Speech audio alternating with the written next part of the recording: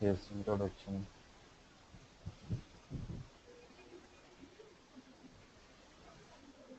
Okay, so WAD is a course or your technologies is a course. So Okay. in order to create the website, we require two types of languages, client-side languages, server-side languages. So the client-side developers Yes. will create the client-side programs. Server-side developers will develop the server-side programs. Client-side programs are written by using client-side languages. What are the client-side languages? HTML, CSS, JavaScript are the client-side languages. Using HTML, we can create the elements. By using CSS, we can apply the styles to the elements. JavaScript is meant for creating functionality. Additionally, in real time, apart from this HTML, CSS, JavaScript, we use many frameworks. So what are the frameworks? So jQuery, Angular. AngularJS, Knockout.js, Bootstrap, and many more. Yes. So we learn all the client-side technologies. And this client-side environment is same for any server side. So we can use .NET, Java, PHP, Node.js, Ruby, different languages we can use on the server side. But for all the server side, these client-side languages are common. Yes. And in our course, we are covering all these things: HTML, XHTML, Okay. CSS, static web design, responsive web design, JavaScript, HTML5, CSS3, jQuery, jQuery UI, Ajax, AngularJS, Bootstrap, Less, jQuery Mobile, and Knockout.js. Okay. And here some basics are there.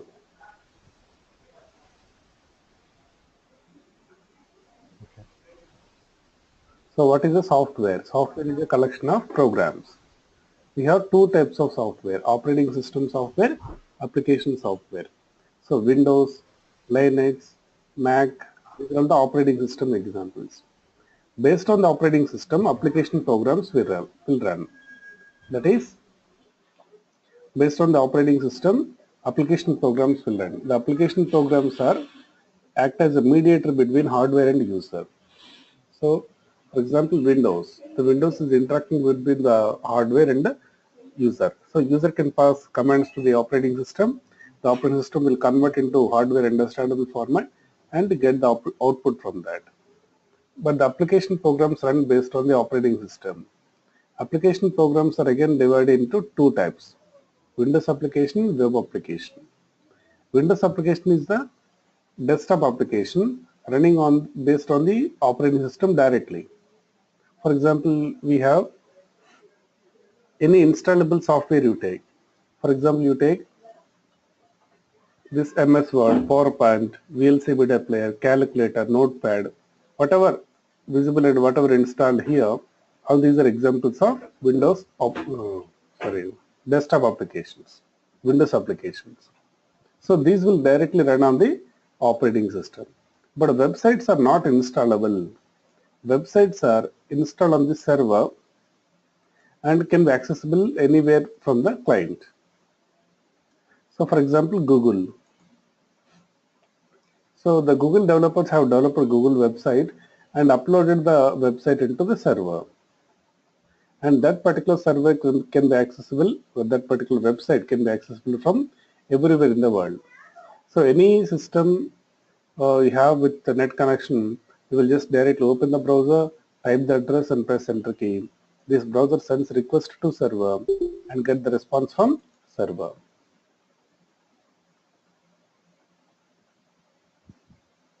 Hello Mohan, are you there?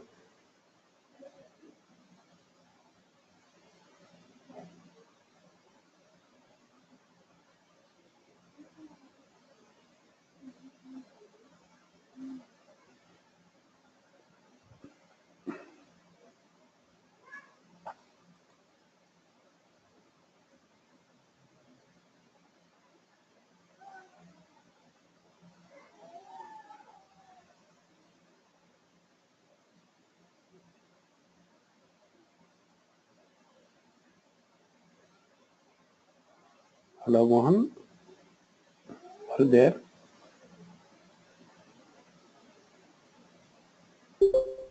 Hello.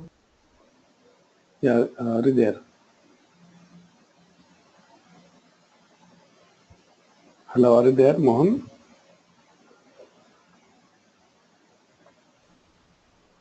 Hello?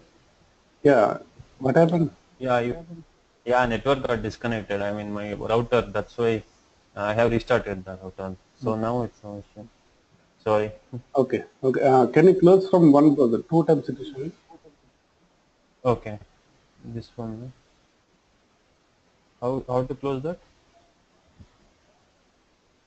Mm, just close the browser enough. Okay.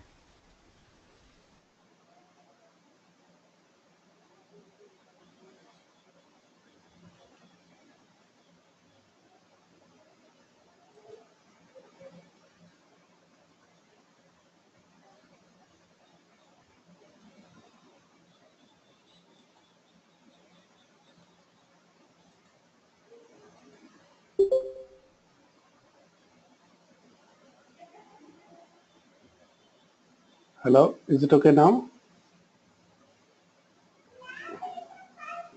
It is showing two times.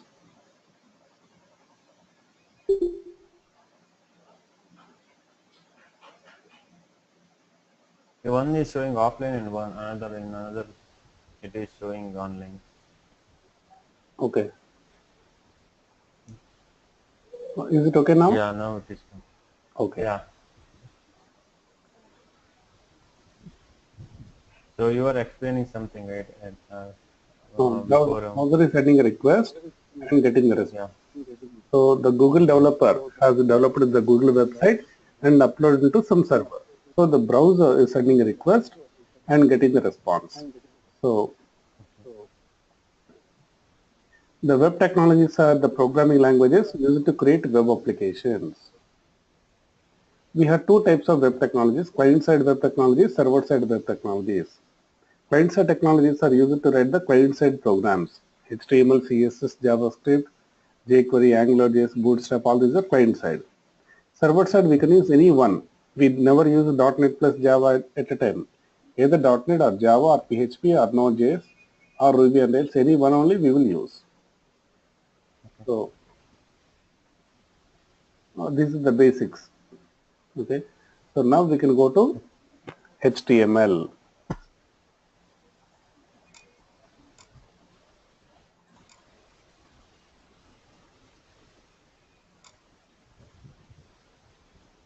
So this is the introduction to HTML, and HTML stands for Hypertext Markup Language. HTML is meant for creating elements in the web page. What is meant by creating elements? See, in the web page, what are the items are there? HTML, Gmail, images, this icon, this sign-in button, Google logo image, text box. These are all the different elements in the web page. To create these elements in the web page, we require a language that language is called as HTML language. So HTML is a markup language. Markup language syntax will be in the form of tags. Tags are nothing but what? Commands, instructions to browser. And HTML was developed by Tim Berners-Lee. In 1991, Tim Berners-Lee has developed HTML. And HTML is not a case-sensitive language. That means we can write the program in uppercase or lowercase also. And HTML is an interpreter-based language. The interpreter will convert the program into machine language line by line. So we have written some 10 lines of high-level language program, and each line will be individually converted into machine language. Convert the line 1, convert the line 2, each line will be internally converted into machine language. That's how the program will execute. So that is the principle HTML follows. But alternatively, many other programming languages are compiler based. See, take any server side C language, C++, .NET, Java, these are all compiler based. But in our WAD codes, there is no compilation, only always interpretation. HTML, CSS, JavaScript, all these languages are interpreter based only. And the HTML program file is called as HTML document or web page. The web page file extension should be .html. Generally, the first file name will be index.html. different other pages you may develop based on your requirement. So login page name is login.html, registration page name registration.html. Like that, we will give some file name with .html extension, and we will create the HTML file with the help of editor, and we can execute the HTML file based on the browser. What are the editors we have? Notepad, Notepad++, Edit+, Dreamweaver, Visual Studio. Like this, we can use any one editor. So actually, Notepad is not recommendable even in real time also. Why? Because Notepad doesn't support colors. But you can use any one of the other editors alternately instead of Notepad. And browsers, we can use any browser. Google Chrome, Mozilla Firefox, IE, Safari, Opera, Edge. Edge means Windows 10 browser. And actually, we have to test our web page running correctly or not in all these browsers. Then only we can release to the real internet. Okay. Now let us learn about the tags. Tags are nothing but commands or instructions to browser. So the tags are nothing but commands. We are passing the command, hey browser display this, hey browser display this heading, hey browser display this paragraph, hey browser display this hyperlink. We are passing commands to the browser. So these tags are already known by the browsers. The browser can understand these tags. Browser can convert the tags into machine language and can execute and can display the output.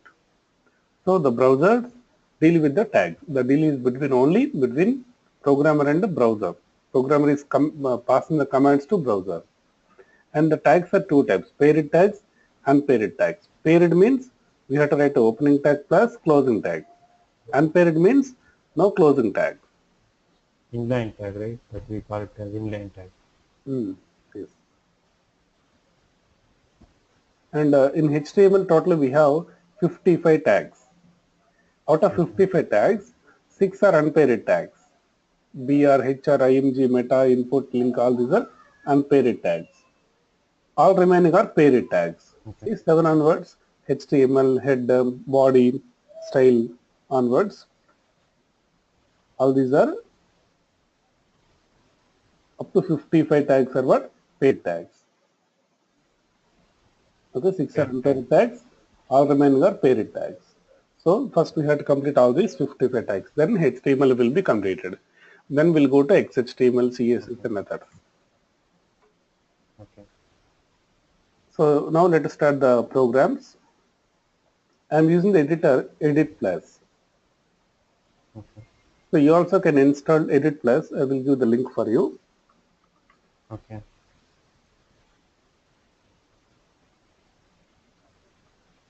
So I keep the link in the chat panel. So from there you can download the Edit+. It is very easy. Just click on download button. And if your system is 64-bit system, click on this one, download 64-bit. Otherwise, this is for 32-bit. Download and install that. That is very easy. After downloading, you have to open Edit+, and here how to create the programs I will show. So just a simple go to File, New, Normal Text. File, New, Normal Text. First we have to say HTML program begins. So there is a tag called HTML.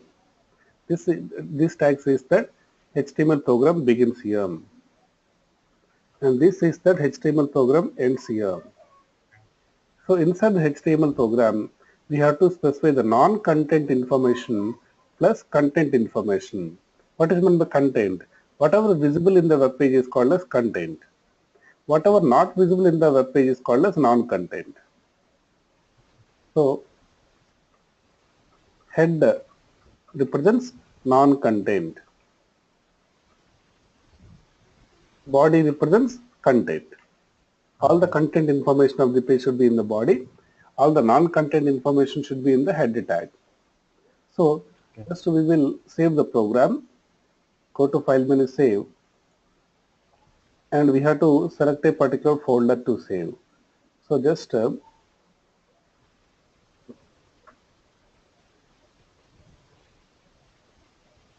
we have to select the particular folder. I created a folder for our batch, that is UI Tech Weekend. So in this folder only I am saving all the programs daily. UI Tech Weekend. So file name can be anything. I am giving first.html. Whatever file name it may be, but extension should be .html. Now click on save. We have successfully saved the file. See, automatically colors are appear. Blue color. Suppose you have done any spelling mistake, automatically it will show that particular name in the different color. So by seeing this, easily we can understand the mistake. Now, after saving the file, we have to go to the particular folder where we saved it. We have to go to the particular folder, then double click on the file. So once you double click, it will be opened in the browser. Actually, we have written nothing in the program, just empty. That's why the output also it is showing what empty. So if you have written any code, that output will be appear. For example, in the body tag, we are writing hello world. Now save this. Then we have to refresh the web page. Now we can see hello world. And in the head tag, we can write title. Title means title bar. So for example, I am writing anything, suppose welcome. So whatever the title you mentioned here, this title will be appear in the title bar of the browser. Yes. So this is the very first and basic example in HTML. And one more thing here, if you double click on HTML file, directly the output will come like this. But in case if you want to see the program source code, right click on HTML, open with the Edit Plus. Yes. So then you will see the program source code. So this is the first program. Next, let us see further concepts in further examples in HTML. So next we are going to see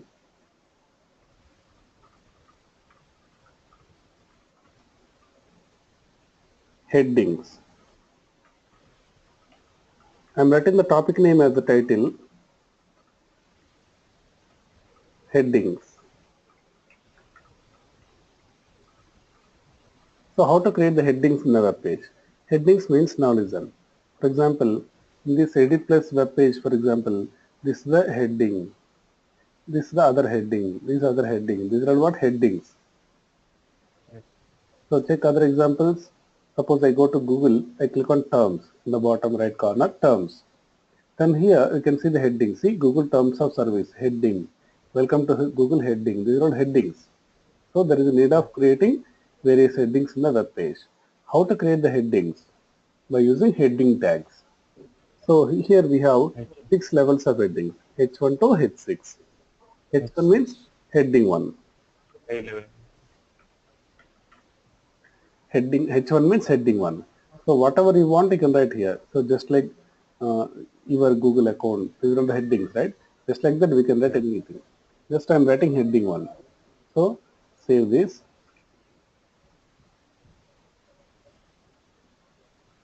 File name headings.html. Then we have to go to the particular folder, double click on HTML file. Then you can see the heading. Heading means it will be appear in a big size. Then you will be having second level heading, right? For example, see, actually this is heading level 1.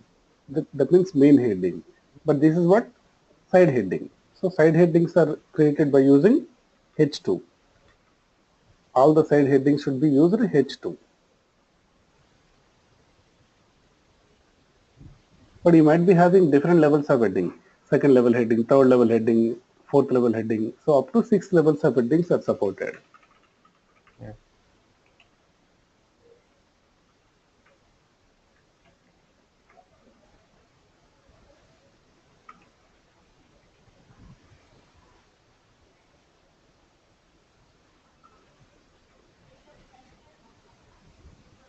So we have 6 levels of headings. Okay, this is all the heading. And next we are going to see how to create the paragraphs. Presently any doubts you have? No. I got. Okay. Now next topic, paragraphs. So in the real web page, just check it. See, this is one paragraph. This is another paragraph. This is another paragraph. Like this, it will be dividing the text into different paragraphs. Correct. So how do we specify the paragraphs in the program? So topic name paragraphs.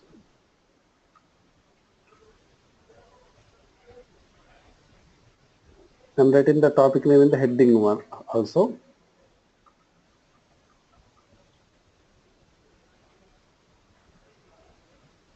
So topic name paragraphs. I'm writing twice, title and H1. So this is the title and this is the heading. Okay. Now P for paragraph. This indicates paragraph starts. This indicates paragraph ends. So in the middle, we can write any text. Just you can copy paste any text matter.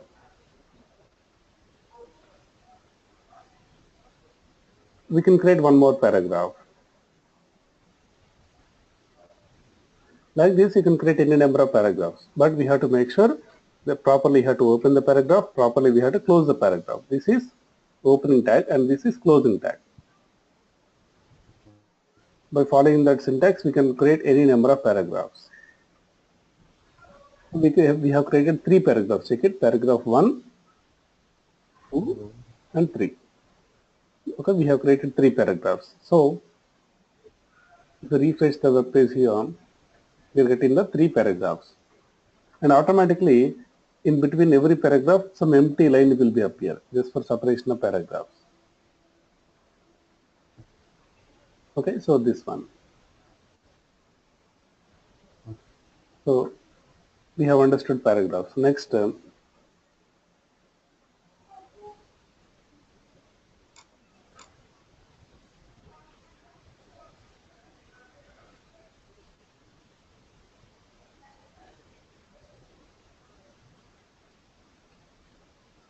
next we are going to see BR, means line break. Okay.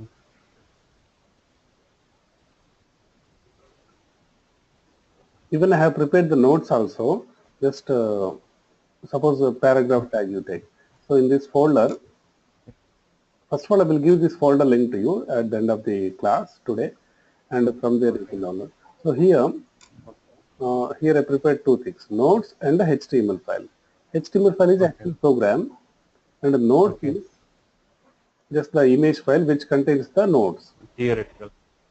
So here explanations, syntax, everything is available. Okay. Okay. Okay. So this one is BR. Topic name BR means line break. To go to next line, we use line break. For example, I am writing 1. On the next line, I am writing 2.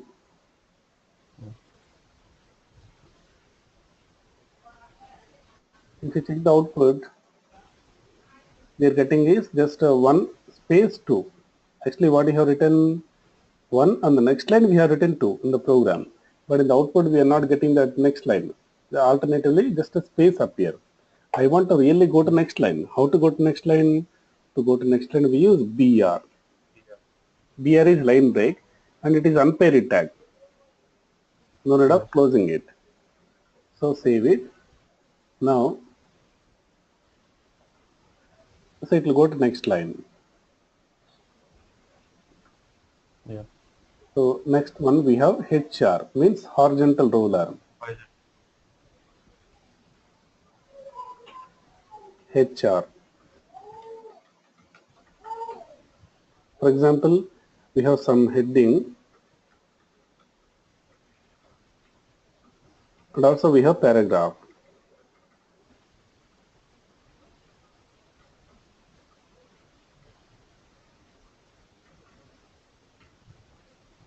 Then we have again the heading and paragraph. Okay, 2 headings, 2 paragraphs.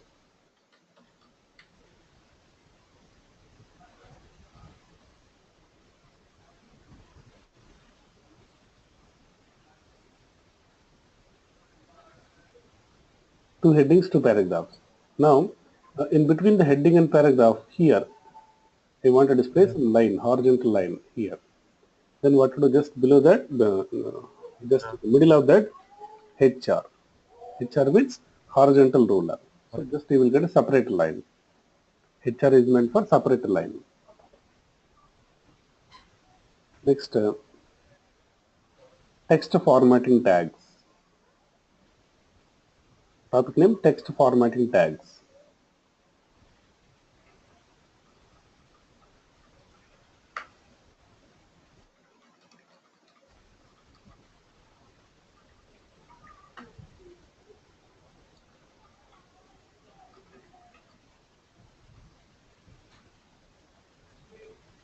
So we have normal text. So the normal text will appear normally.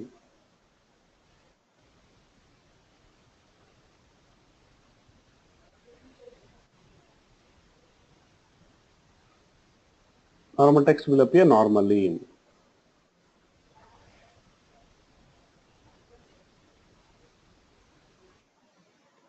Okay, so normal text. Now I want to display bold. To display bold, we have to open B tag and a slash. So this is a B for bold. So whatever the text present in the middle of B tag, that will be appear in the bold. You can write any text in this one. So that will be appear in the bold. So whenever you find some important information, then you can keep that particular important data in the bold. Same like this, I for italic, U for underline.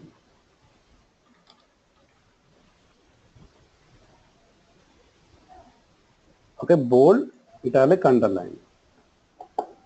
Also we have strike.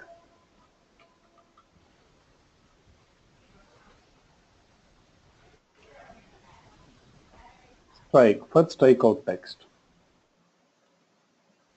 Okay.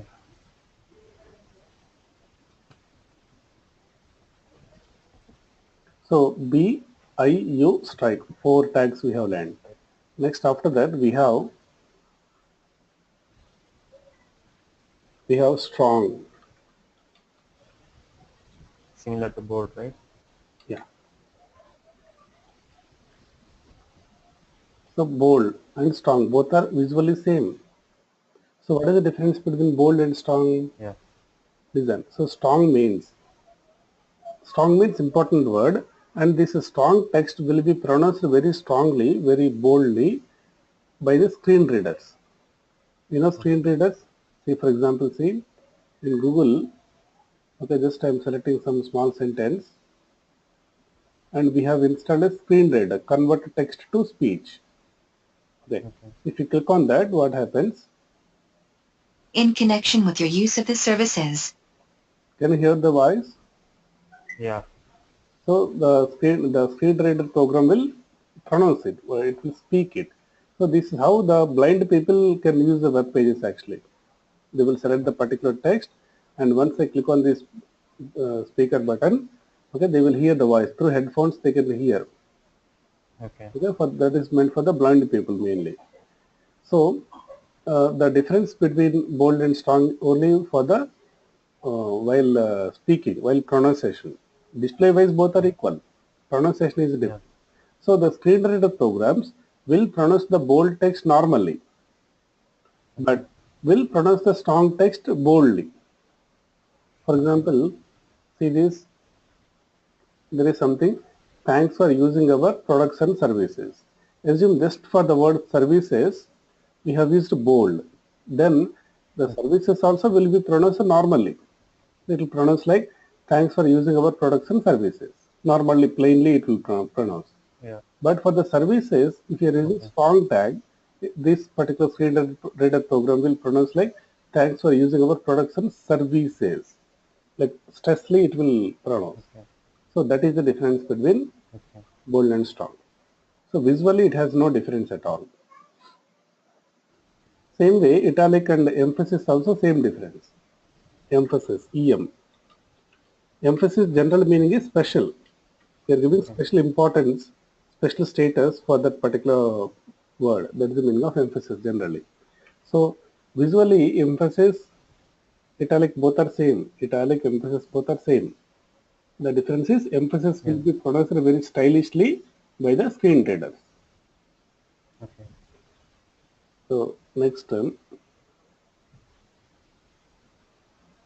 we have superscript subscript.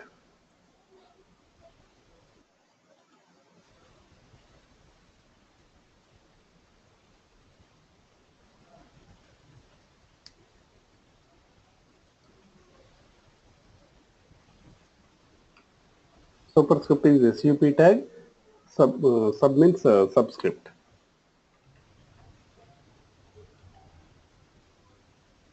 For example, I want to display first. So instead of displaying like in a plain text like this, I want to display ST in a little bit big size. How to make it big size? Not big size, sorry, small size, upper side. So to display the upper side, only that particular text should be in the SUP tag, superscript. What text should be in the superscript? Only that should be inside the superscript tag. It will be displayed upper side. In case if you want to display downside, then we have to use SUB tag alternatively. Like this. This is an example of superscript. This is an example of subscript. Next, we have pre tag. Pre means pre-formatted text. So what is the meaning of pre-formatted text?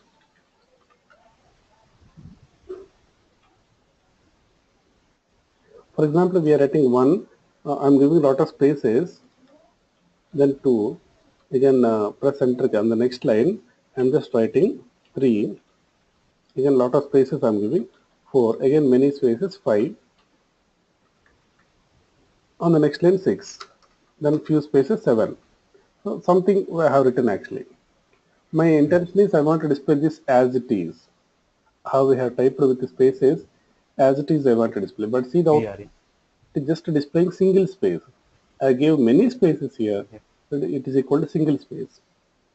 Because as per the principles of browser, the browser can take only maximum one space. Simultaneously one space, side by side it will take. So maximum one space. So one space you give, it is equal to one space. 100 spaces you give, one space. A number of space also equal to one space. That's the principle of browser.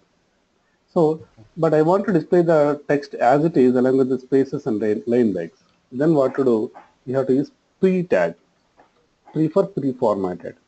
So what of the text you want to display in the pre-formatted format?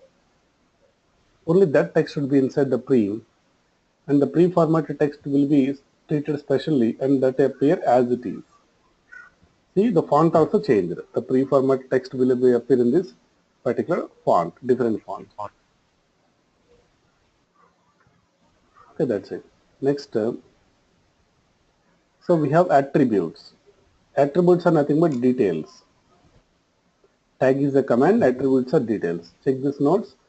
The tag may be having attributes. So if it is having attributes, we have to write the syntax in this format. First, tag name, space, attribute equal to value. The value should be in the double quotes only. Okay. Then we have to write the inner HTML or content. Then we have to write the closing tag. Okay. This is the syntax of tag with the attributes. So, but all the tags will not have attributes. Only some tags are having attributes. Some tags are having one attribute. Some tags are having many attributes. Some tags are having no attributes. Actually, what are the tags I told previously? All those tags are not having attributes so far. You take B tag, I tag, U tag, strike tag, etc. These are not having any attribute. But the next tags, upcoming tags are having some attributes. So there we will use this syntax.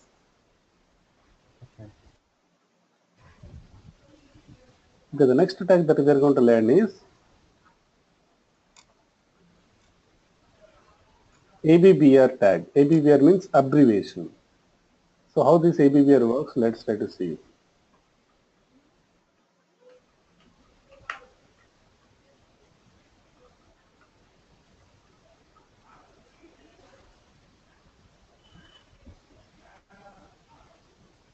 For example, there is some short form. there is something like, a SAP. So my goal is that I want to display a SAP. When I place the mouse pointer on this as a tooltip, I want to display the full form as soon as possible. Then what to do? You have to keep this inside the ABVR tag. So that means this is a short form. But still, there is no any difference in output particularly. We have to also specify title. Title equal to, we have to mention the full form as soon as possible. So syntax is, this is tag, title is attribute, as soon as possible is the value, SRP is the inner HTML, and /ABVR is the closing tag. This is the complete syntax. Finally, what happens? Just you will see a little bit underline there, and when you place the mouse pointer on that, it shows the tooltip. Whatever you have mentioned in the title, that will appear in the tooltip. So here also, for example, CA is there. CA. So what is meant by CA? Just you can create a ABBR tag for this. If we place the mouse pointer on CA, it will show the full form. Like that, we can use it. Okay, even here FAQ is there. FAQ means what? Frequently asked question. We can create the ABBR. So next one, BDO means bidirectional override. So how to work with this BDO? Just check it.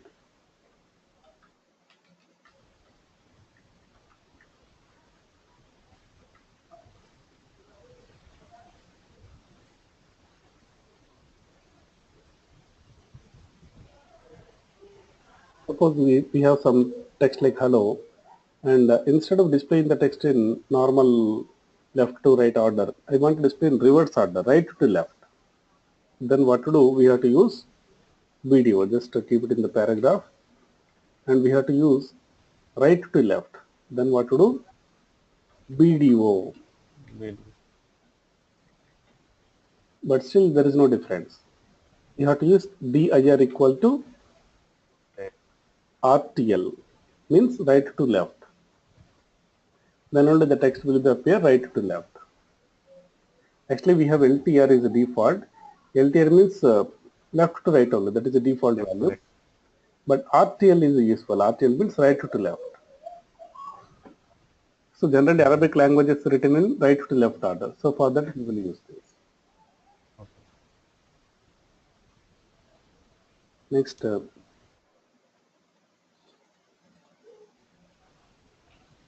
IMG tag means image. When you want to display the image in the web page, we require IMG tag.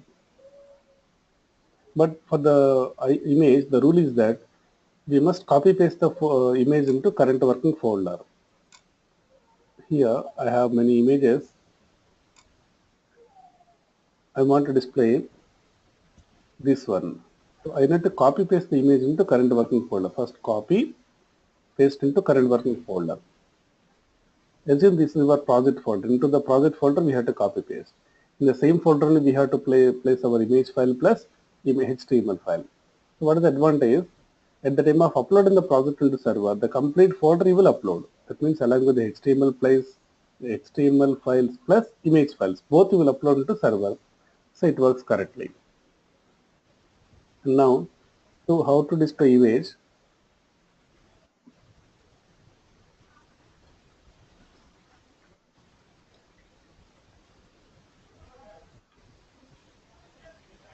So we are just placing IMG.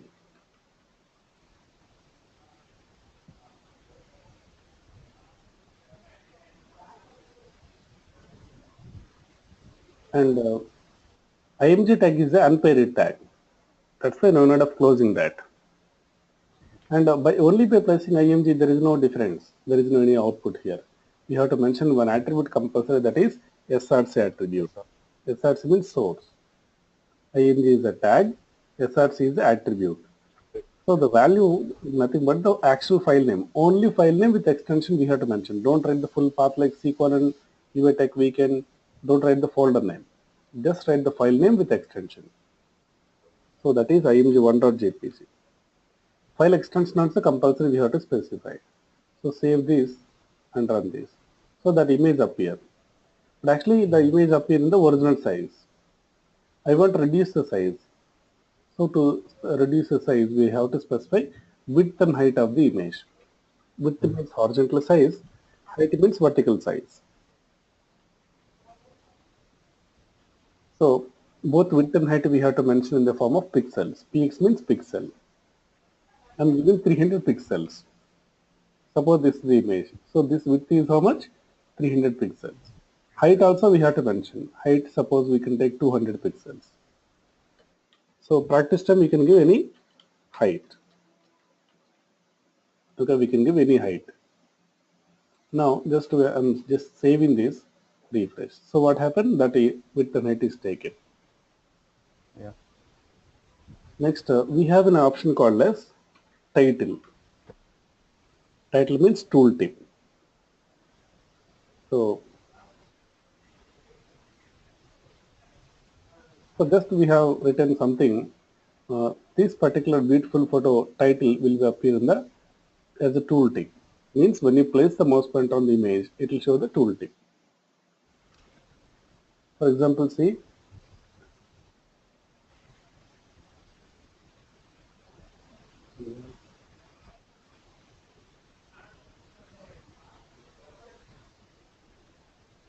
See, when you place the mouse pointer on Google logo, it is showing Google, right? That is tooltip. Yeah. Okay. Here also same. Also, we have an important useful option that is alt attribute. Alt attribute is used to specify alternate text. When this alternate text will appear, in case if the image file is not found, suppose you mentioned wrong file name, otherwise the browser is unable to load the image, at that time, instead of image, it will show the alternate text. In real time, for example, we have displayed some person photo. For some reason, image is not loaded into browser. At least person name should be appear, right? So for that reason, alternate text will be useful. It is strongly recommended to give alt attribute compulsory for the every real-time example. Title also optional, alt is compulsory in real time. And also alt will play some important role in the search engine optimization also. So that's why alt is useful.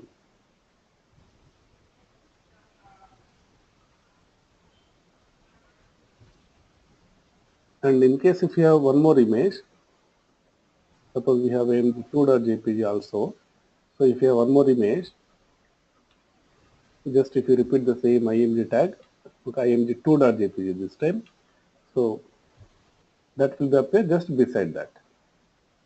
Yeah. And in case if you have one more third one,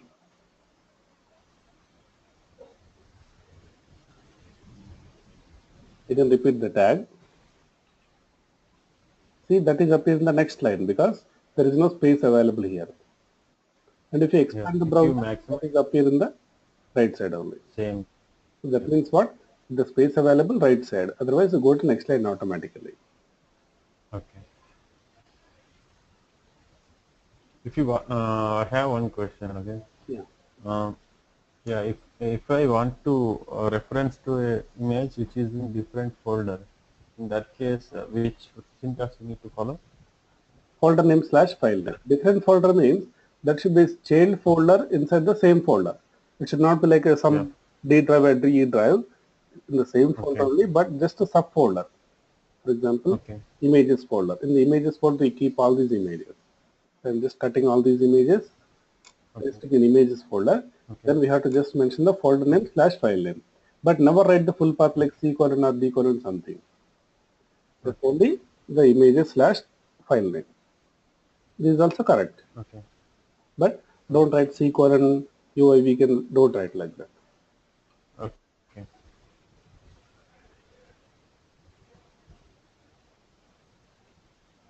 Okay, next we have A tag. A for anchor tag. Okay, just A for anchor tag. Anchor tag means use it to create hyperlinks. See, email, images, all these language names, even here advertising, business, all these are nothing but hyperlinks. To create the hyperlinks in the web page, we require A tag, A for anchor. Assume we are creating two pages, page1.html and page2.html. Let us see how do we connect them. How do we create link between one page to another page. First we are creating page1.html. So this is page1. And again we are creating another file, that is page2.html. So we have created page1 separately, page2 separately. Okay, page1 separate, page2 separate. Okay, two different pages they are. But how do we create a connection between them? Just simple. From page 1, I want to create a link to page 2. So in the page 1, we are writing a href equal to, href means what? Hyperlink reference equal to the target page name you want to mention. You have to mention which page you want to open. That is page2.html. And here we can write in a text. What text you want to display to the user? Go to page 2. So user will see this text, go to page 2, and when the user clicks it, it will go to this particular file. You have to make sure both exist in the same folder. Okay. Okay, both should be in the same folder. Finally, we are in the page 1 now. When we click on this hyperlink, it will go to page 2. That's all. When we click on back button, it is coming back. In this way, we can create hyperlinks from one page to another page. And another example we'll see how to create hyperlinks to real internet websites. Internetlinks.html.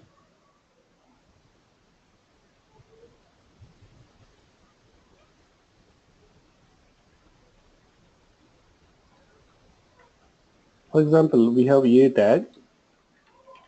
Suppose we have Google. So my goal is when the user clicks it,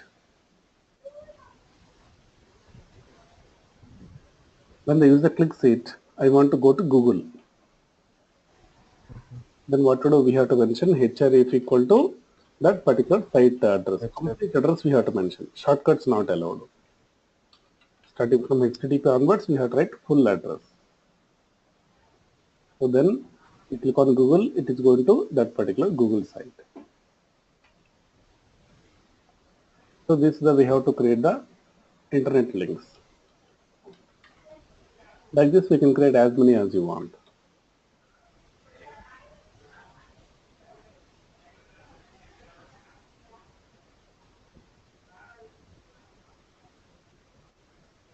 See, when you click on Facebook, it is going to Facebook site. When you click on YouTube, it is going to YouTube site. Yeah.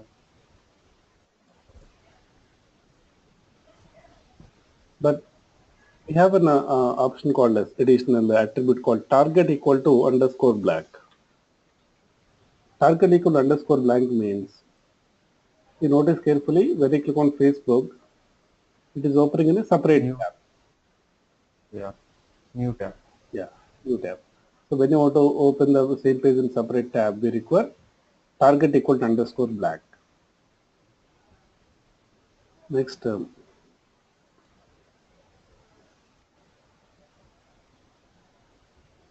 we can create hyperlink with file links. That means we might be having any different types of files like text file, audio file, video file, PDF file, different any file. We can create hyperlink to the separate file. At that time, what happens?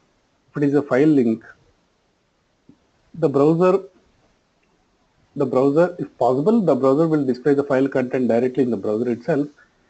If the browser cannot show the content, then it will be downloaded. It will be downloadable. For example, image file, audio file, video file can be directly played in the browser. If it is not supported by the browser, then it will show the download option.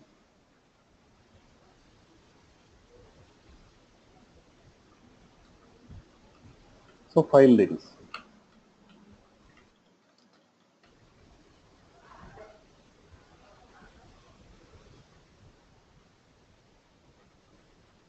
First, we require some file. For example, we have a file called as sample.pdf. Now I want to create hyperlink for this file. So a tag,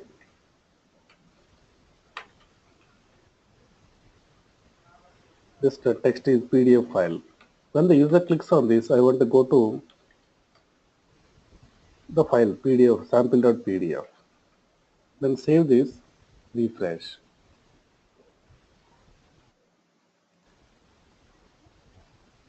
Different one.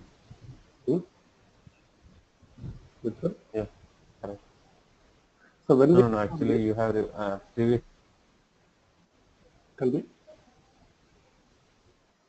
No. I mean previously you have refreshed the another this HTML page. That's Okay. what I was trying to mention. No. Okay. You are getting at least 30 seconds, 40 seconds slow. I mean, Yeah. here I am doing after 30 seconds, 40 seconds only you are getting the output. Okay. Okay. So see this. So we are getting a PDF file. So once you click on PDF file, you can see the PDF file directly. Okay. Yeah, of course, download option is also available. If you click on download, you are able to download the file. Okay. Like the PDF file, text file, document file, PPT file, exe file, any type of file, almost every type of file possible. So just you have to make sure whether you have copied the file into current working folder, you mention the file name and extension correctly. That's it. Okay. And now I want to create image links.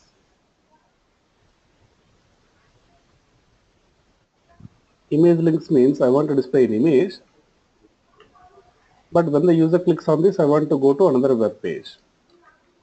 Instead of text, I want to display the image. For example, we have some img src equal to some file name.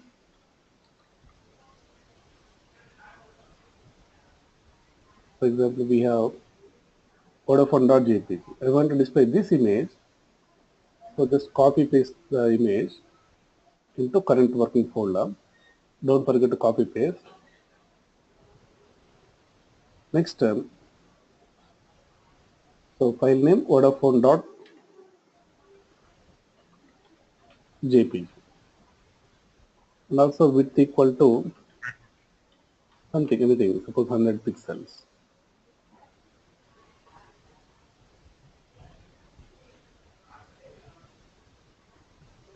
So that is up here. So my goal is when we click on this, I want to go to Vodafone official website. So what will do? A. We'll keep the img tag inside the A tag. href equal to that address. Which site you want to open? www.vodafone.in.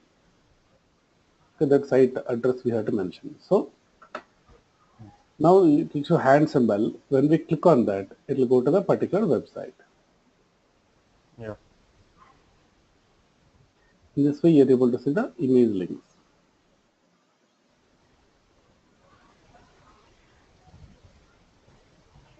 Okay, next we are going to see how to create internal links. Internal links means within the same page only hyperlink, not to another page, within the same page only.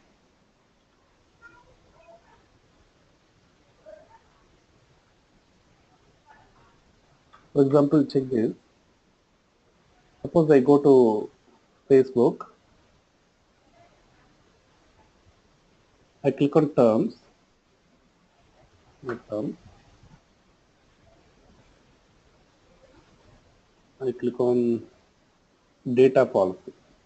Yes, the data policy means now listen. So when you click on this, suppose I click on privacy, not this.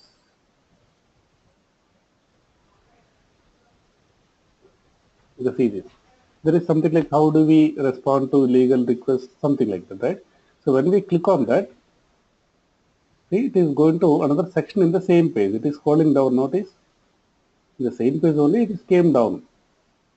Yeah. Right. So how to create the internal links? In our program also, we'll create many headings.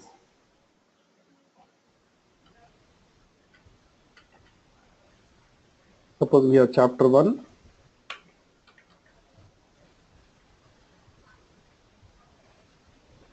Some text matter is there.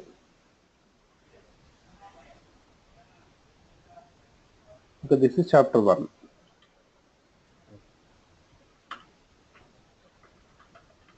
Totally I created 5 chapters. Chapter 1, then chapter 2, chapter 3, 4, 5. Okay, we created 5 chapters, and for each chapter I need to give some heading, some identification name. Identification name can be given as ID. I am giving ID C1. You can give any ID. ID will not be displayed anywhere. ID only for identification purpose. Browser will remember that identification name. It will not be appear anywhere. Okay, I am giving C1, C2, C3, C4, and C5.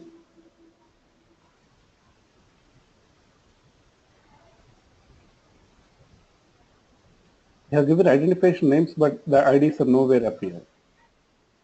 So we have created the web page. Now, based on the IDs only, we will create the hyperlinks. Just we will go A, chapter 1. So when we click on this, I want to go to which one? C1. You have to mention hash C1. Hash is meant for ID. Hash symbol of ID. Okay. So when we click on this hash C1, it will search for C1. Wherever ID equals C1, to that it will jump within the same page. Just check it. So presently we have like this. When we click on this, it will just make a jump to chapter 1. Okay, repeat the same process for all remaining.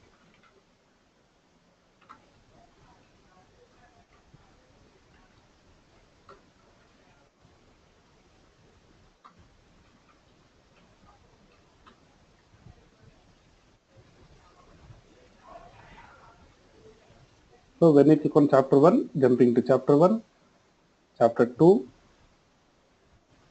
chapter 3, Yeah. chapter 4, just jumping to the same page. So same page links are created like this. Okay, so we have completed up to this part. Okay, let's take a short break and just a 2 minutes break. After that we continue. Okay.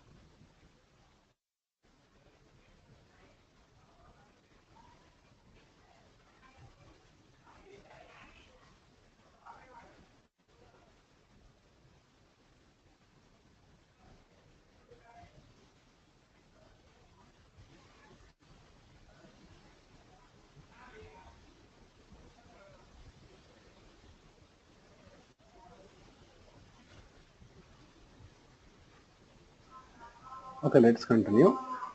So Yeah. we have reached up to these file names. Next, list tags we are going to see. Okay. So list tags are used to display list of names, like a person names, any city names, university names. Any list of names can be displayed with the help of list tags. We have three types of list: unordered list, ordered list, and Definition. definition list. So first let us see ordered list. Unordered list, sorry. Unordered list.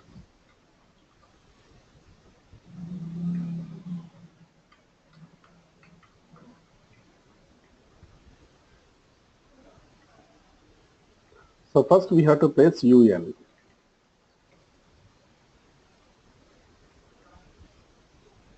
But only by placing UL, it has no output.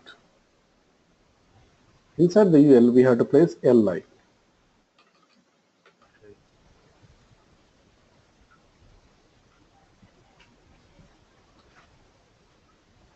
Item 1, item 2, item 3, n number of items.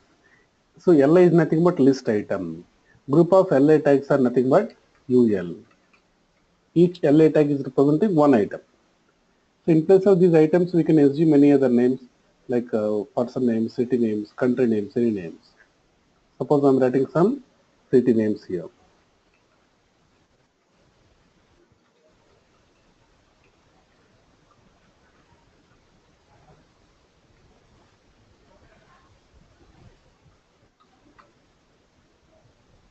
Okay, it is displaying the list of names. So this is unordered list, means bullets. All these names will appear in the bullets. And I want to display serial number 1, 2, 3 for order. Then what to do? Ordered list is required.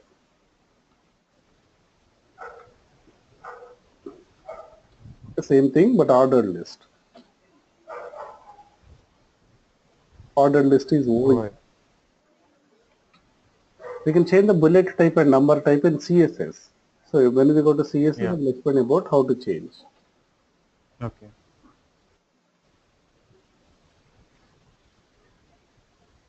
Okay, so this is numbers. So if you want bullets, UL. If you want numbers, OL.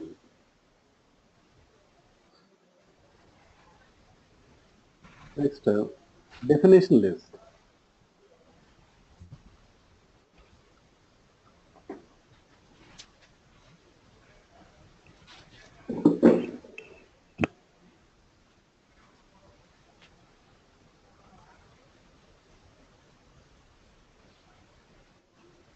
Okay, definition list. Definition list is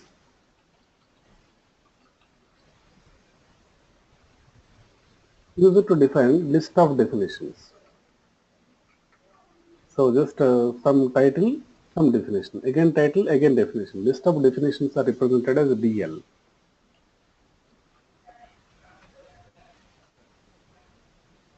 For example, we have DT, means definition title, HTML. So this is the word. And for this, we can write the actual definition in DD. Definition data. DD means definition data. I'm writing the definition here. HTML is used to create elements in the web page.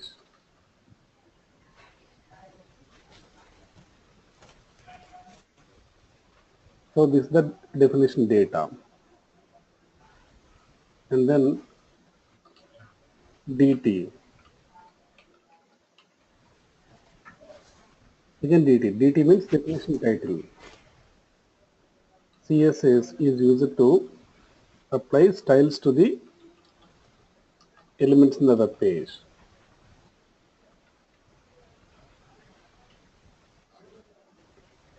The automatically gap is maintaining. Yeah. Again definition title, JavaScript.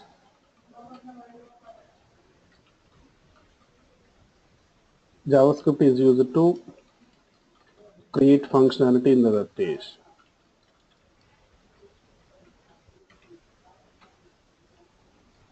So when we want to write the list of definitions, we require definition list. DL means definition list. DT means definition title, DD means definition data. Next, we have table. To create that table, to display table type of data in the web page, we require table tags. Suppose we have students list, employees list, products list, okay, bank statement, cricket scoreboard, election results. All these are examples of what? Tables.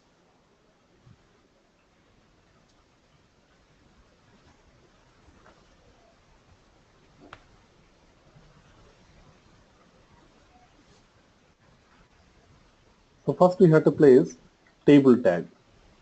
But only by placing the table tag, there is no any output. We have to place tr inside the table. For example, I want to create a table like this.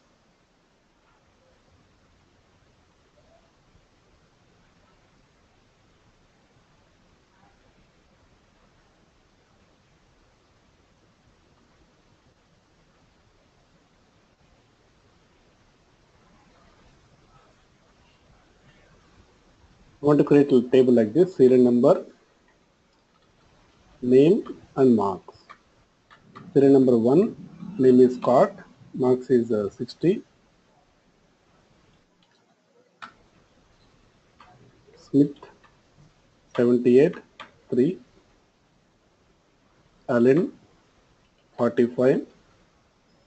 Jones, 52. Ford, 91. So these are the data. I want to display this data. So how many rows in this ticket? One heading row plus 5 rows, totally 6 rows. So that means 6 tiers we have to use. One row is nothing but 1 tier. 6 rows are 6 tier. And inside the row we have to create the cells. Suppose this is the row. This is represented as tier.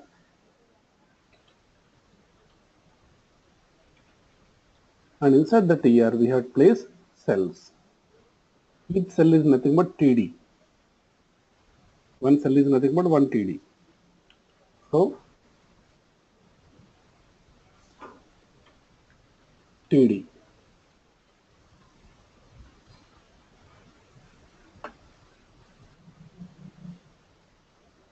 So in the first row, first cell, what is the data? Serial number. So I'm writing the same here, serial number. Next name. Next marks. So this will appear like this. Next, on the next row, again I want how many cells? 3 cells, right? In this row also 3 cells. Each cell is nothing but TD, table data. So again here also TD.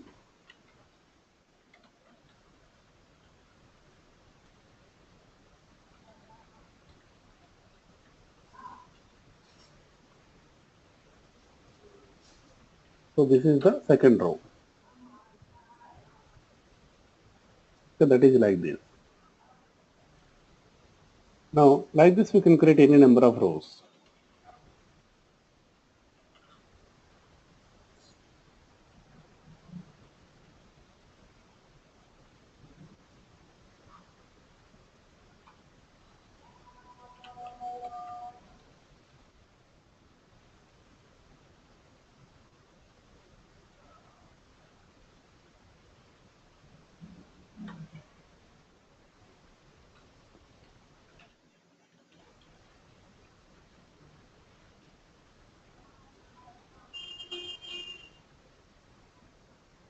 Okay, we can create any rows.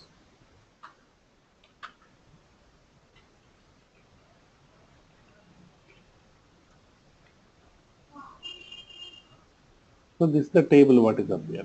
But there is no borders. I want to display borders. How to create borders? For the table tag, we have to give an attribute border equal to 1. Actually, 0 means no border, 1 means with border.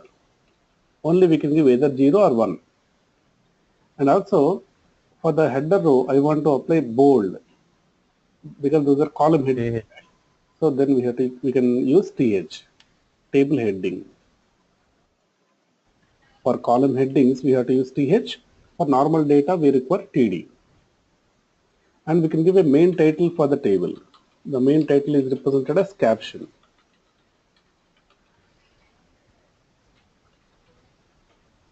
So the main title is nothing but caption. So table, caption, TR, TH, TD. These are the tags to use to create the tables.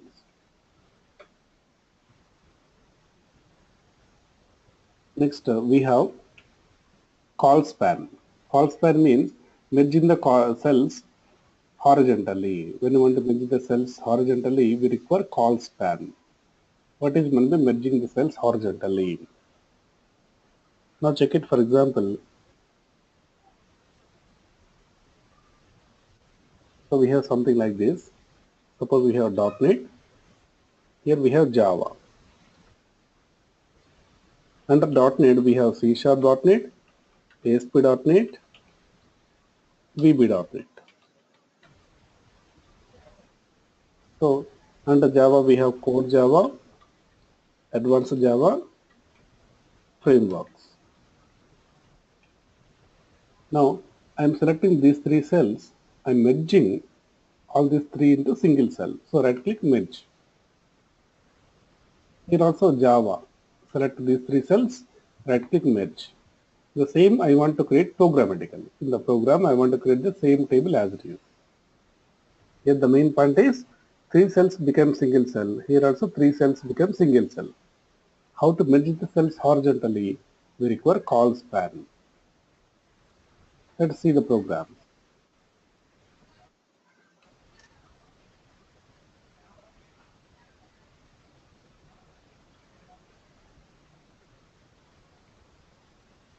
First we require only one table with how many rows here? 2 rows. 2. The 2 TRs.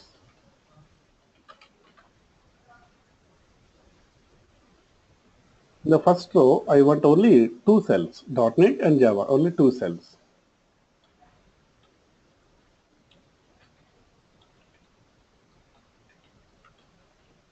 So TD, one TD, another TD, 2 cells. First TD is .NET, second TD is what? Java.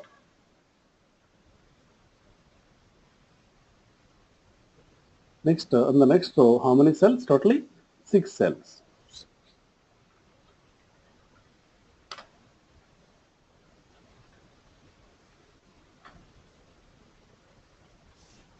So C#.NET, ASP.NET, VB.NET, Core Java, Advanced Java, Frameworks.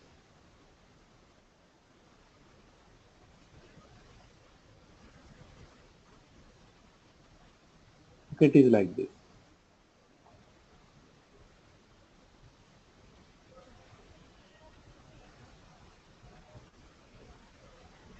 I want to apply borders. Border equal to 1. Now check the output. It is not correct, right? We are expecting Yeah. .NET same cell should occupy the space of 3 cells. Means 1, 2, 3. 3 cells space should be occupied by single cell. How to merge the cells? How to combine the cells?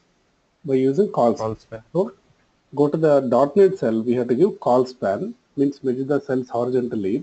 How many cells you want to merge? 3 cells. So 3 cells will be into single cell. Same like this Java.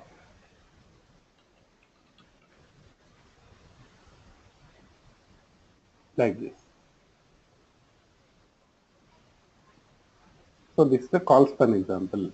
Now I want a row span example. Okay. Row span is merging the cells vertically.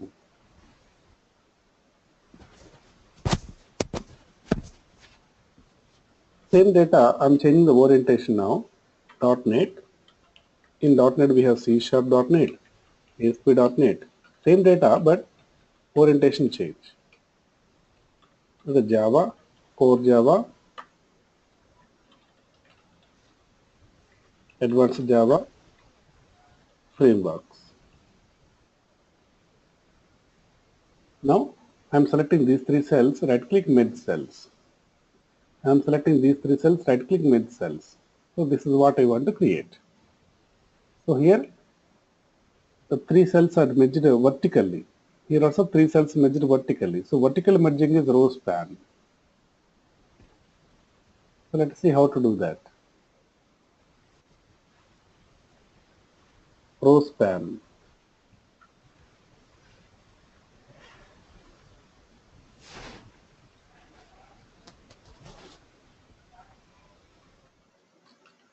The table.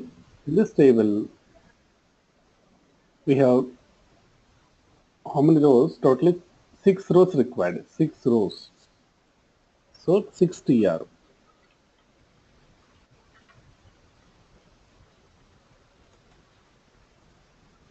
Then in the first row, how many cells?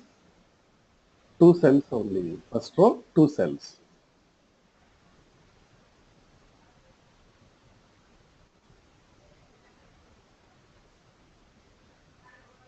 Okay. Next, second row, only 1 cell. Even third row also only 1 cell.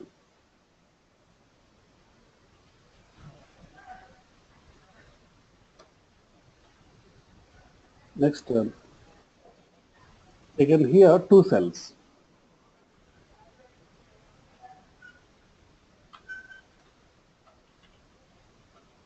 2 cells.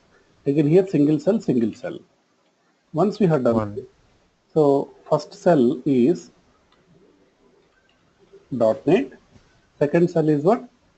C#.NET. Second cell is C#.NET.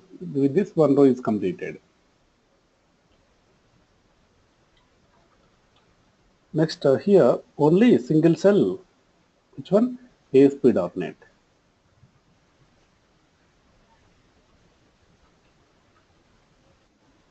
Here VB.NET. And here we require 2 cells, Java and core Java, 2 cells.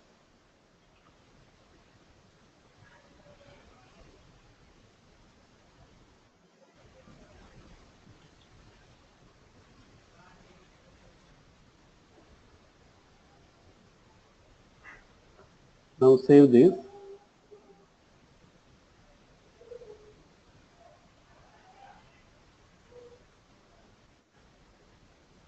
So we have like this. Just let's apply border.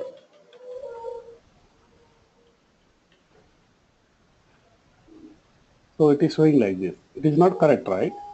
So .NET cell should occupy the Yes. space of 3 cells. These 3 cells should become as a single cell. And already existing ASP.NET, VB.NET should go to next line. Next Yes. right side. Then what to do? Just simple. Go to .NET cell. The .NET cell only has to occupy the space of 3 cells vertically. Only for that you will give row span. Row span equal to number of cells to be merged. That is 3. Again Java. For Java also same thing. Row span equal to 3. So we'll see like this. That's it. Yes. So we have understood table, row span, call span. Next we have iframe, means inline frame. When you want to display another web page in one web page, we want to display iframe. In one web page, I want to display another web page. That is what? Iframe. For example, we have created page 1, page 2, right? Just like that, let's create file 1 and file 2, 2 files.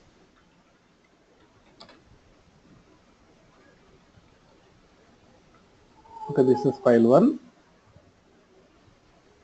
and now file 2.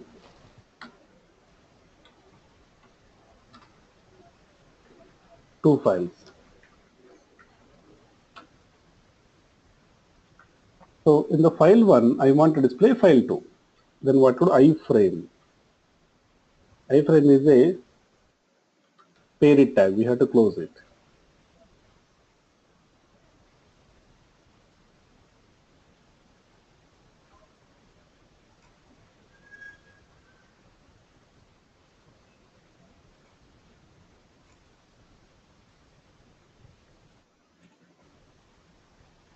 Okay, iframe. So when you run this iframe program, you can see a box.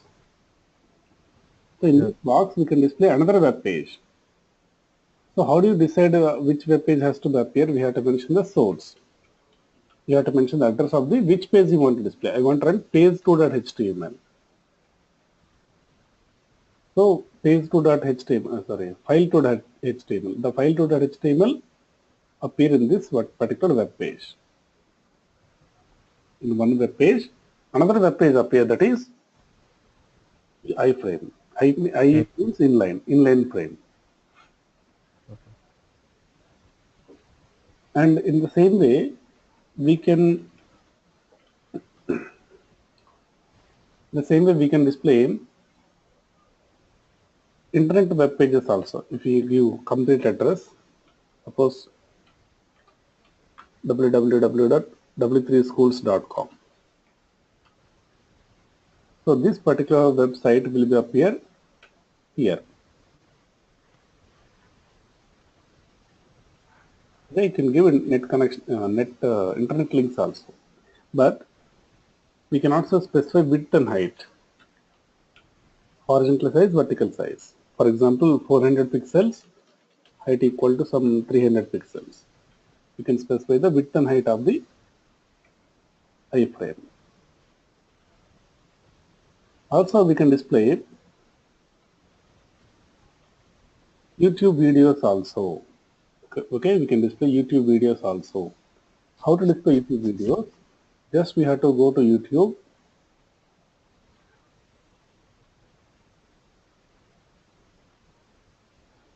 Just open anything. Just open your video, whatever you wish. Okay, just come down and click on share. Then embed. Okay, by click on share embed, you will get iframe code. Just copy paste that code into your program. Okay, that is very easy. Just you will copy paste. Simple. Just go to your YouTube video, whatever you wish. Go to share embed. Okay, we'll get the iframe code. Just copy paste it. Enough. Here see width and height of the video. We can change the width and height. And SRC means the video ID. And the frame border equal to 0 means the border will not appear. See the iframe. Okay. Actually, border is visible, right? The border will not appear if you mention frame border equal to 0. Allow full screen means the video can play full screen also. Okay. So finally, see that video embedded here. Yeah. So next, and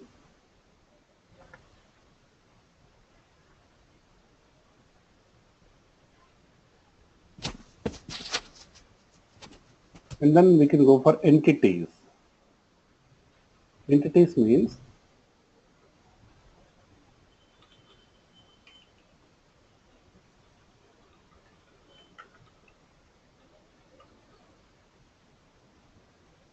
so we have 1, 2. Now I want a space between them. So space is equal to ampersand NBSP semicolon. This is equal to space. Like this, there are some predefined codes to display some predefined symbols. So those are called entities. So here we have space. One space is nothing but ampersand NBSP semicolon, non-breaking space.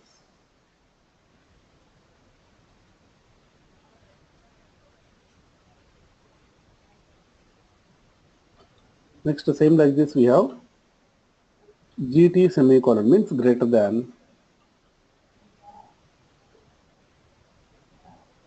GT semicolon means greater than.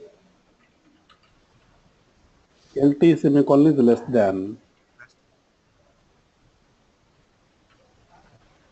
AMP semicolon means ampersand.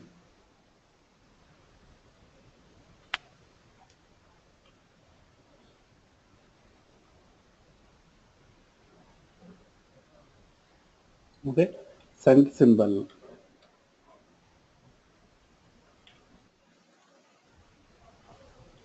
pound symbol.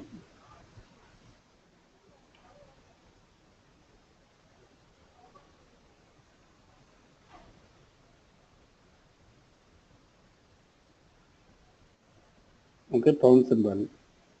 Next,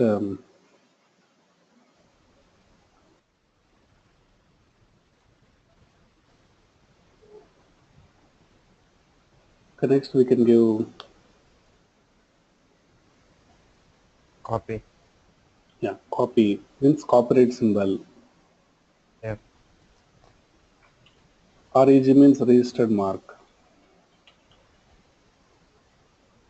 The trade means a trademark.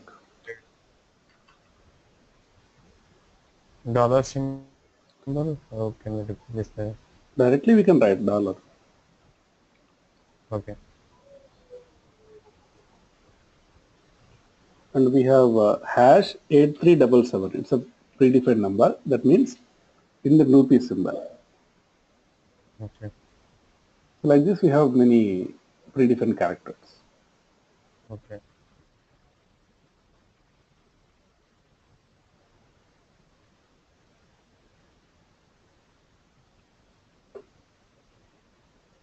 Next we can go for meta. Meta means providing information about the web page to the browsers and the search engines. Okay, meta tag will not produce any visible output. Meta tag is meant for providing details about your web page to the search engines. So what kind of details we can give?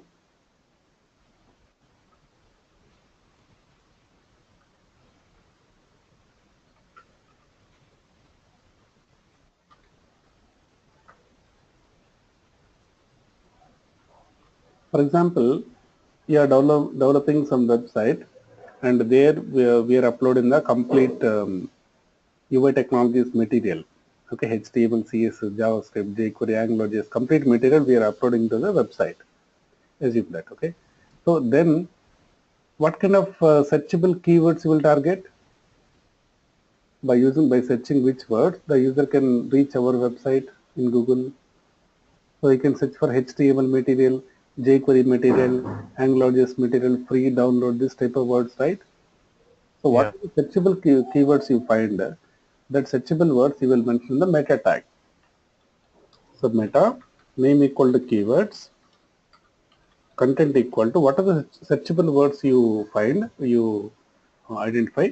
That words we have to mention here. So UI technologies, free material, HTML, CSS, JavaScript, jQuery, AngularJS, Bootstrap, tutorial, training, like this, whatever the words you guess, okay, all that words you will mention. So all these words will not be appear anywhere. So what is the use of writing Yeah. them? So assume that once you make your website live, once upload the project into server, then Google can identify these words. And whenever somebody search in Google with at least any one of these words, automatically our site also will be appear in the Google results. Okay. So in that way, we are providing information about our web page to the search engines. We are talking to Google. Hey Google, my web page is relevant to these words. So in that way, we are talking to the search engines. So meta tag is meant for providing information about our web page to the search engines like Google, Bing, everything. In other words, Google can understand these keywords. And the meta tag never produces any visible output to the actual web page. And just for understanding purpose, go to Vodafone website.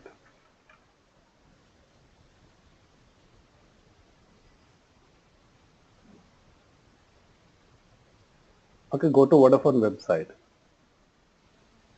So in this Vodafone website, right click, view page source. Here notice there is some keyword, check it. Yeah. This one. Meta name is. Look at these. So check this part. Meta name equal to keywords, content equal to, they mention some words. As per their real business, they find out some words. Vodafone Mumbai, postpaid connections, prepaid mobile connections and others. So that means what? They are welcoming all these words. That means whenever somebody search in Google with at least any one of these words, automatically this Vodafone website will appear in the Google results. And also there is one more thing, description. This one, second part, description. Okay, meta name equal to description, content equal to, there is some sentence. Vodafone India now offers fast connecting services in Mumbai, something. So where this description appears is, Okay. suppose in Google, I just type Vodafone. That Vodafone page appears. Okay, so just below the address, it will show the description. Whatever they mentioned in the meta tag description, that will be appear here. Okay. So same way for your own website also, whatever the description you want to see, that you will mention in the description of your web page. Next,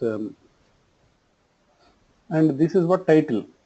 Title plays role, very crucial role. That's why almost you notice in every real website, the title will not be simple. The title will be lengthy and very explanative. For example, see Facebook. What is the title they mentioned? Check it. Facebook login or sign up. Okay, the Vodafone is having, see, Vodafone title, Yeah. Vodafone Mumbai prepaid. So while searching, this title plays very important, crucial role. That's why title should be very explanative, very expressive. It should not be short.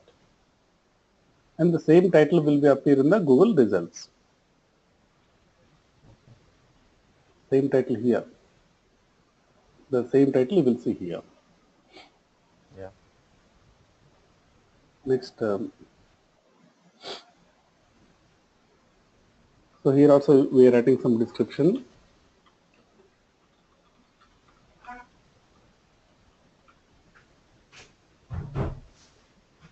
So the description can be anything. Suppose this website contains complete UI technologies material, like that.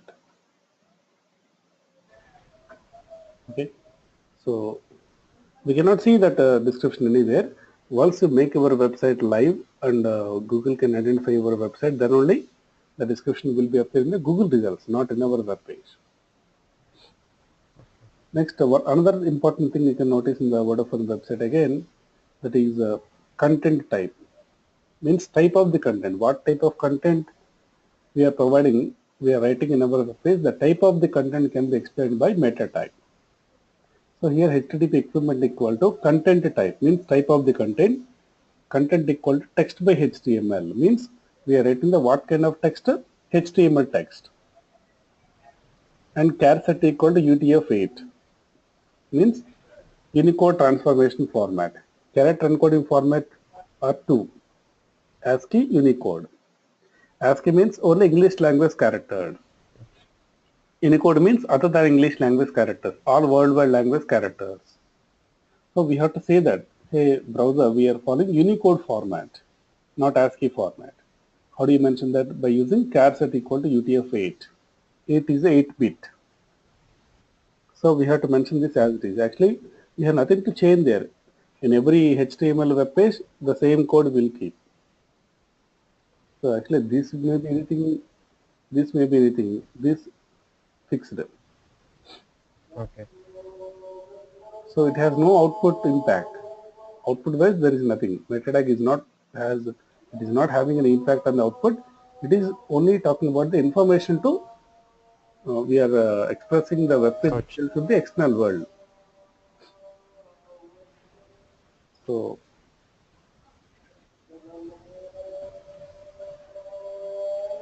next one, now we are going to see how to create the forms.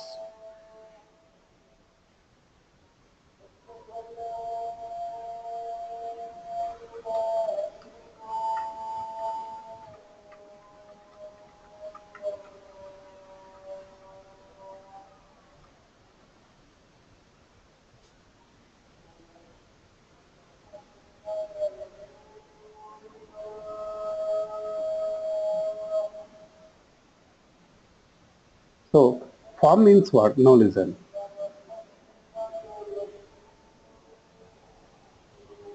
Form is used to collect the data from users. For example, this Facebook page contains two forms, login form, registration form. So with the help of any kind of form, we can collect the details from user like username, password, email, phone number, date of birth, many more details. And form is a collection of form elements, text boxes, buttons, check boxes, radio buttons, drop-down list, various types of form elements. So now let us learn how to create the forms in HTML.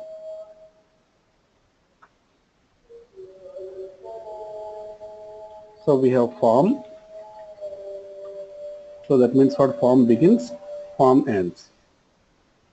Inside the form, we can create anything, suppose username. So that will be appear as it is. Username appear as it is.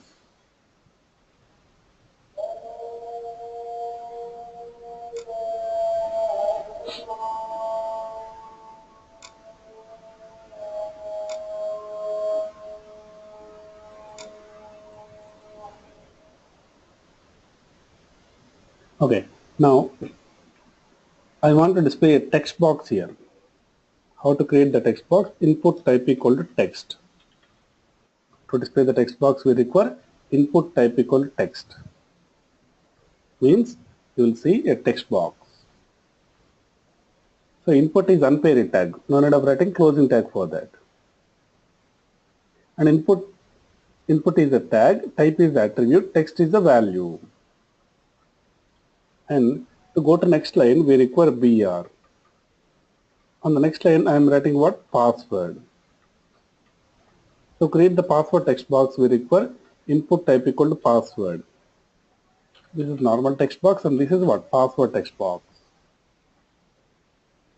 And I want to submit the data to the server. To create the submit button, we require input type equal to submit. By default, the submit button look like a submit query. To change it, we require value. In the value, whatever we write, that will be appear in the submit button as it is. So user may type some details, his username and password, and click on submit button. But see the problem, when you click on submit button, the page will refresh. To avoid refreshing of the page, we have to give action. Action means the address to which you want to submit. So which technology, Java, .NET, PHP, that server-side program address we have to mention here. Actually, I'm writing some dummy address now, timing HTTP localhost. Some address we are giving. This address not exist really. Just I'm giving dummy address. In real time, we'll create a server-side program and we will give that particular address.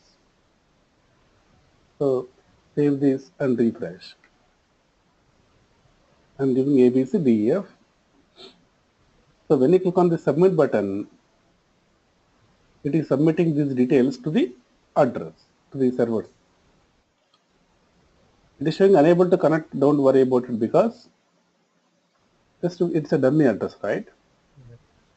And see, it is navigating to the localhost 5050, but it is not really submitting the values what you enter.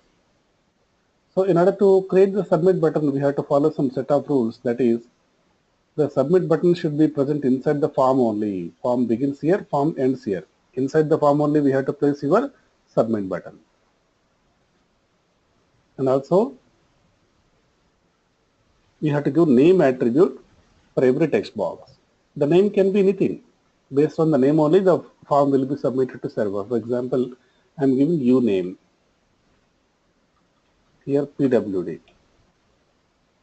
And the rule number 3 is we have to mention the action attribute. So these names will be submitted to server. So check all together finally, what are the name you entered and click on submit button. So these values, username and password will be submitted to the server. The uname equal to ABC. Uname is the text box. Uname is the text box name. ABC is the value what you enter. PWD equal to DF. PWD is the name, DF is the value. In this format, the values are appear in the address bar. But see the problem, really if the password displayed directly there, that is not correct, right? Yeah. It is not safe, right? So I want to submit the data in hidden format. Then what to do? We have to use post method. That is Post means the data will be sent in hidden format. The values are submitted to server. On the server side, we can receive the data, but values are not appear in the address bar. So that is privacy-wise better. In the real world, searching, while searching, we require GET request. GET is the default. Other than searching, like inserting, updating, deleting, registration, login, in all these require POST. So Gmail search, Google search, Facebook search, in everywhere, search is a very common activity. So for such kind of forms, we require GET request. Any other than such like inserting, updating, deleting, we require POST request. Next,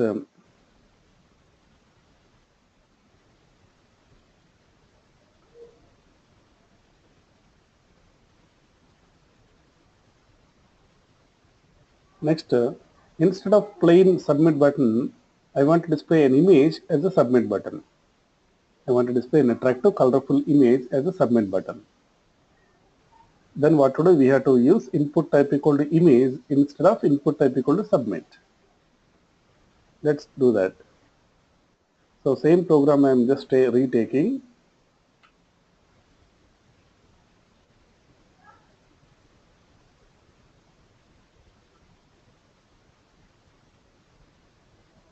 I'm using input type equal to image, and then we have to use src.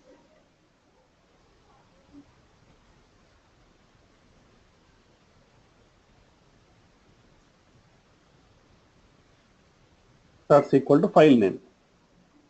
We require one image file actually. So we have an image called as ok.png. I want to display this image as a submit button. So copy paste the image into current working folder. And then we have to mention ok.png.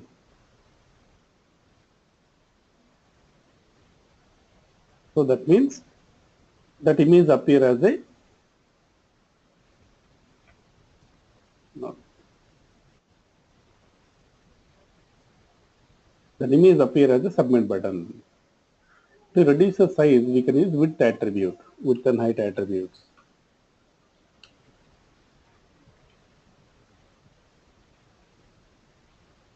Okay, so finally, so instead of displaying ordinary gray color submit button, we can use image as a submit button. So here also submitting is common. When you click on the image button also, it will work like a submit button. So when you click on the submit button, it will submit these details to the server, to this address, whatever you mentioned. It's a dummy address actually. In real time, we have to create some valid server-side program. That address we have to mention here.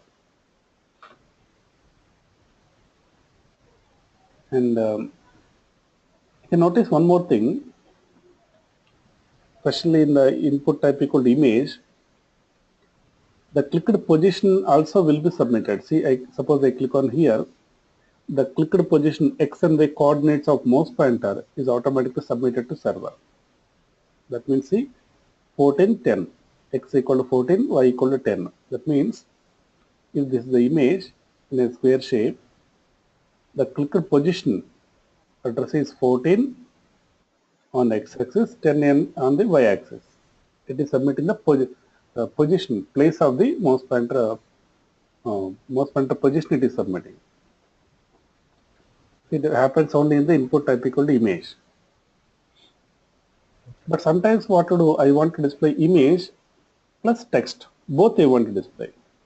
Then what to do, we require button tag.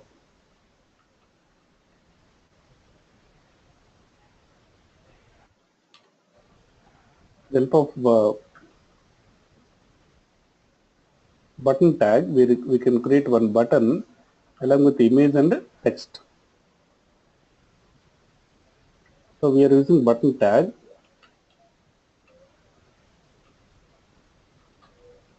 Inside the button, we can use img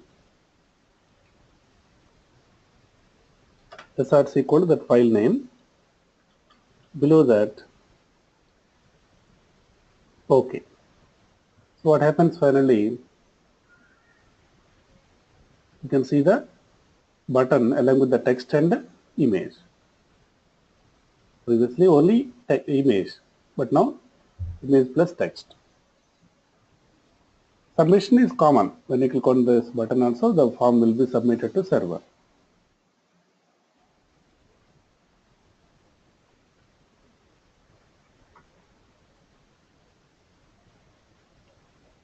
Okay, next, how to create reset button. In case if you are using input type equal reset,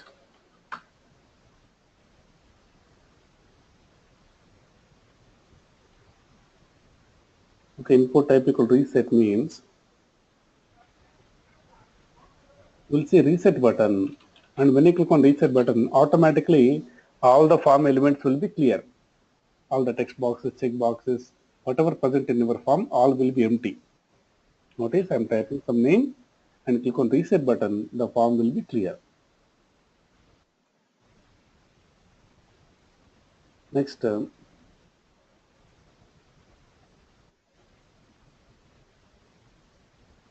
hidden field. What is meant by hidden field?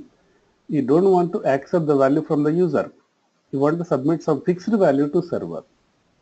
For example, in Gmail compose screen, you are entering the to address subject body, but are you typing from address? From address will be taken automatically, right? So Yeah.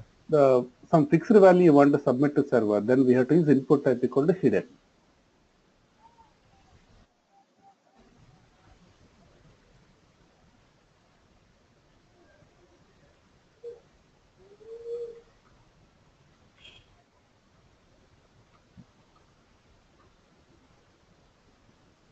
So you don't want to accept the value from user, you want to submit some fixed value. Then input type equal hidden. At that time we have to mention name and the value also. Suppose name is x, value equal to 100. This x equal to 100 will be automatically submitted to server. So we are not entering anywhere, but this value will be automatically submitted to server when we click on the submit button. So check it. There is no any text box to enter the value. Directly, invisibly, the data will be submitted to server. Check this.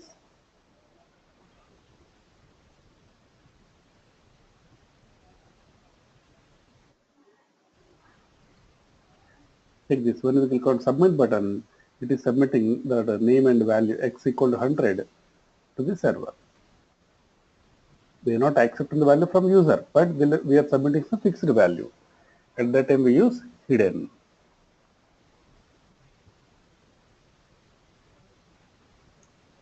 Next, file. So when you want to create the attachment, file attachment, we require input type called file.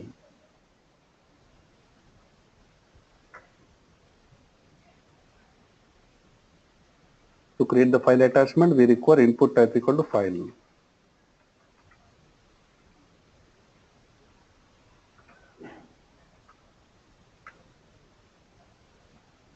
So I'm just using input type equal to file. So check this. Input type equal to file means you will get a browse button. So when you click on browse button, you are able to select some file. Suppose I'm selecting some image. And when you click on the submit button, it is submitting the value to the server.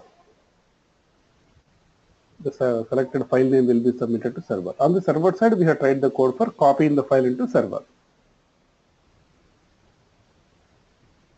So attachments are created with the help of input type equal to file. Gmail, Facebook, everywhere we can upload any files, right? That is done with the help of input type equal to file.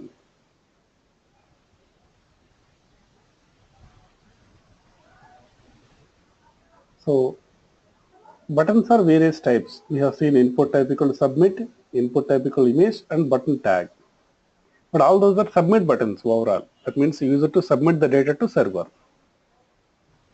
but I don't want to submit. I want to create a general purpose button, a normal button for some ordinary for general purpose.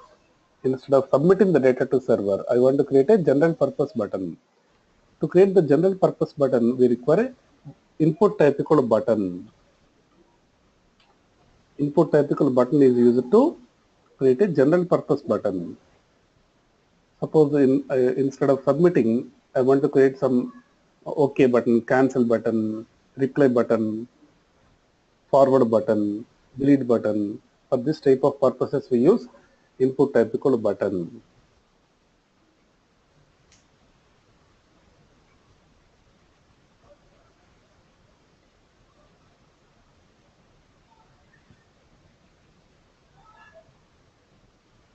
So when the user clicks on this button, nothing happens by default. See, when you click on this button, nothing happening. But we can write some code to execute in JavaScript. So when we go to JavaScript, then we will learn how to write the code for this button. Presently, it's just a dummy button. Next, we can apply a read-only attribute for this text box. How to apply read-only attribute? Let's try to see. Read-only.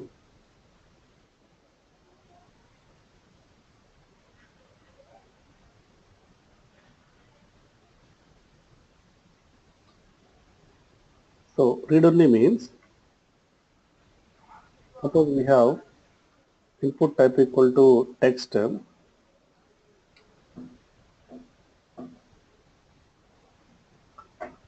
Okay, input type equal to text. Amount text box is there. By default, the amount text box will be empty, right? Now, I want to display some default value in the amount. Suppose there is some bill amount generated in the real world. So the bill amount I want to display automatically in the text box. Suppose the bill amount is 1000. To specify the default value, we require value attribute. Whatever we write in the value, that will be appear as the default value.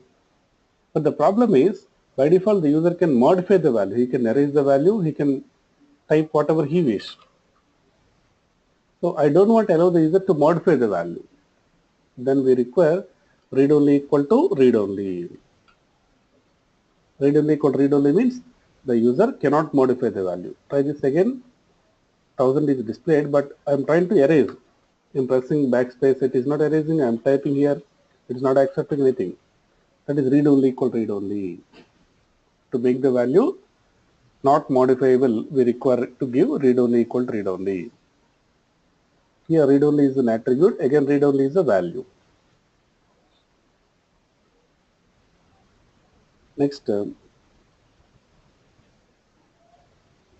also we have another very similar, that is disabled. So we can use disabled also instead of read-only.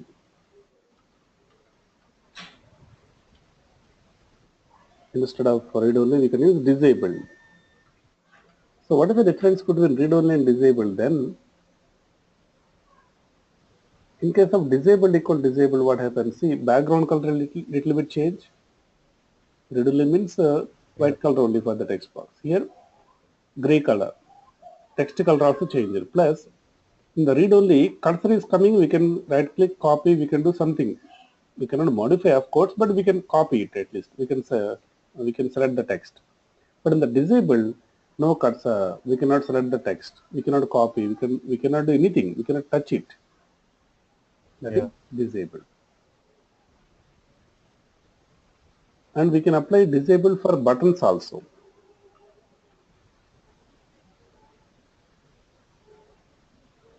For button, if you apply disabled equal disabled, the button will be disabled. That means user cannot click it. See, I cannot click on submit button now. So in the real applications, suppose see this, find next button, replace all these are what? Disabled. For this also, the logic behind is disabled equal to disabled.